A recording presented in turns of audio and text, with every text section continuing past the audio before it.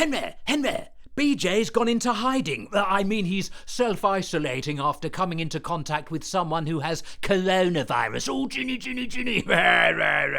Did you see BJ's video, Henry, on Twitter talking about it? He looked rather pale and puffy, I thought, He reminded me of one of those country life buttermen from the adverts in the 80s.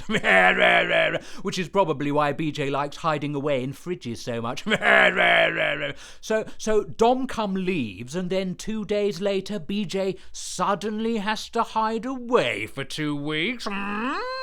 He'll miraculously reappear when he gets a new chief advisor, a bit like when Sooty disappeared off the telly and then reappeared after Matthew Corbett got replaced by Richard Cadell. What's that, BJ? You're bursting full of antibodies. You're bursting full of something, all right. Get some clothes on. He's such a rogue, isn't he, Henry? That's why we love him so much. He's found such a sly way of avoiding 2 weeks' worth of tough questions about Domcom, Brexit, and the 50,000 avoidable coronavirus deaths. I wonder if it was BJ's future ex-wife, Carrie, who came up with the cunning Cummings-esque self-isolation ploy, Henry.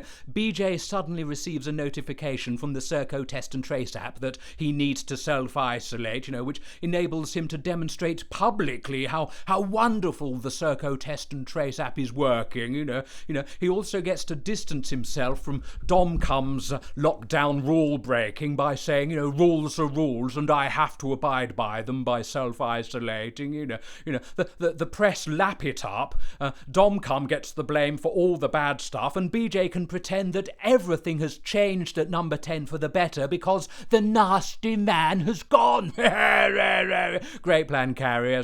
I'll be sad to see her go, Henry. Anyway, I must go, Henry. We don't need the Serco Test and Trace app to tell us that we need to isolate ourselves down at the club for a few hours. And we won't leave until we're bursting full of dry wine.